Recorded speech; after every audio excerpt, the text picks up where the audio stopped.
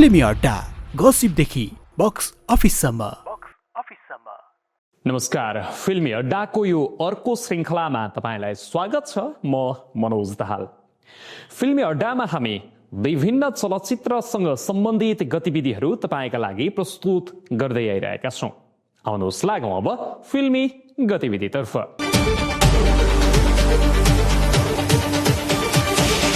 फिल्मी अड्डा गसिपदेखि box अफिससम्म। Friday release अन्तर्गत यो साता चलचित्र पिआर र लोकन्ती प्रदर्शनमा आएका छन्।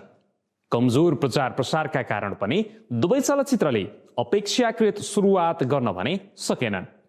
पिआरको कुरा गर्ने हो भने काठमाडौँ प्रिमियरमा चलचित्रले राम्रै प्रशंसा पाएको थियो, तर दर्शक हलसम्म पुग्ने गरी विश्वास दिलाउन भने चलचित्र निर्माण टिमले राम्रै मेहनत गर्नुपर्ने देखिएको छ।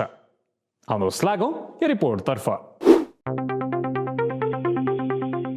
फ्राइडे रिलिज अन्तर्गत यो साता चलचित्र पिआर र लोकन्ती प्रदर्शनमा आएका छन्। पिआरलाई शोभित बस्नेतले निर्देशन गरेका हुन् भने यस चलचित्रमा आर्य सुरज पौडेल, विनिता कार्की, राजन कुवर, पूजा चौधरी, आशा अधिकारी, म शान्ति, विमला खत्री, गणेश बुढाथोकी लगायत कलाकारको अभिनय रहेको छ। सलोन सलिना फिल्म्सको ब्यानरमा चलचित्र पिआर निर्माण भएको हो। नेपाली विद्यार्थीले अस्ट्रेलियाको स्थानीय आवासीय पिआर लिन गर्नुपर्ने सङ्घर्ष र घरको ऋणले कसरी सताउँछ भन्ने विषयलाई चलचित्र पिआरले समेटेको छ। चलचित्रका प्रस्तुतकर्ता रञ्जित शाह र सन्तोष तिवारी हुन् भने निर्माण पछि लक्ष्मण सापकोटा र प्रदीप दाहालको रहेको छ। चलचित्रलाई सौरभ श्यामी र सौरभ लामाले खिचेका हुन् भने लेखन गणेश बुढाथोकी, सम्पादन बन्दे प्रसाद, सङ्गीत मानस राज र कोरियोग्राफी रामजी लामिछानेको रहेको छ। विश्वासको लागि पिआर।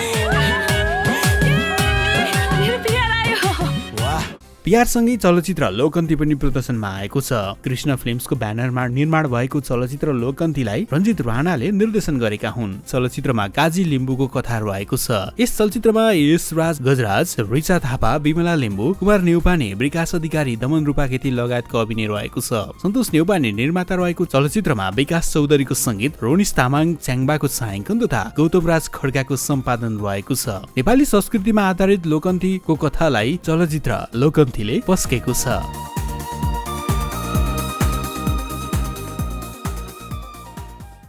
मत लिएर जन्तीलाई मन पर्यो लोकन्ती। बाजे, हाम्रो बिहे चाहिँ कहिले नि? एक समय नेपाली चलचित्रमा राज गरेकी अभिनेत्री हुन् रेखा थापा। तर अभिनेत्री थापा राजनीतिमा सक्रिय भएपछि चलचित्रबाट टाढा हुन्छन् कि भन्ने धेरैको अनुमान रहेको थियो। राजनीतिमा सोचे जस्तो सफलता हात पार्न नसकेकी अभिनेत्री थापा यसपटक भने निर्वाचन नलड्ने भएकी छन्। उनले आफू चलचित्रमा नै व्यस्त रहने बताएकी हुन्। आउनुहोस् हेरौँ यो रिपोर्ट। अभिनेत्री रेखा थापाले आफू चलचित्रमै सक्रिय रहेको बताएकी छिन्। यसपटक उनी राजनीतिबाट टाढा रहने र निर्वाचनमा पनि नहोमिने बताएकी छिन्। शुक्रबार किताब जात्रा कार्यक्रममा आयोजित एक सेसनमा सहजकर्ता नरेश भट्टराईले अब तपाईँ निर्वाचनमा सहभागी हुने सम्भावना कति छ भन्ने प्रश्नमा रेखाले आफू निर्वाचनमा नउठ्ने बताएकी छिन्। रेखाले किताब र सिनेमा तथा साहित्य र सिनेमा बीच समानता रहेको बताइन्। उनका अनुसार यी दुवै माध्यममा समाजकी कथा हुने भएकोले प्रकृतिका अभिव्यक्ति हुन्। उनले आफू किताब पढ्ने बानी भएको बताउँदै नेपालमा दुःखका कथाहरू धेरै भएको र आफूले पनि त्यही कथा फिल्ममा उतारिरहेको धारणा राखिन्। हामीले समाज हाँसिरहेको कथा किताब र फिल्ममा कहिले देखाउन पाउला प्रश्न गरिन्। पछिल्लो पटक चलचित्र अभिमन्युमा उनी विशेष भूमिकामा देखेकी छिन् भने 36 को आँकडा रिलिज हुन लागेको चलचित्र हो भने चलचित्र कका केकीको हालै मात्र उनले छायाङ्कन सकाएकी छिन्।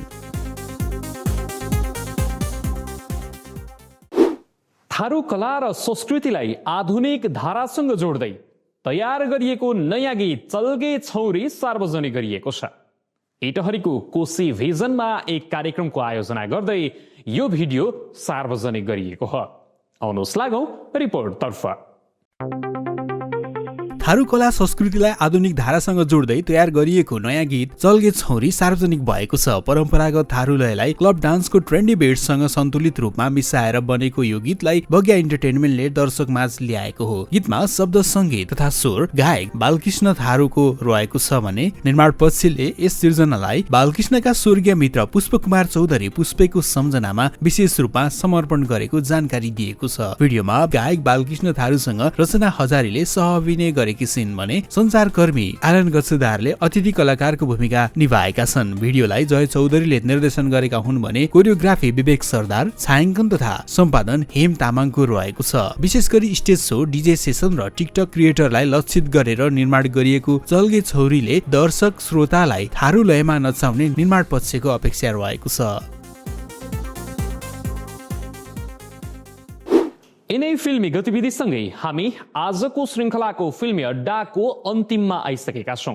तपाईलाई हाम्रो कार्यक्रम कस्तो लागिराखेको छ? प्रतिक्रिया दिन नभुल्नुहोला। अर्को हप्ता नयाँ विषय वस्तु सहित उपस्थित हुने बाचा सहित मनोज दाहाल बिदा हुन्छु। नमस्कार।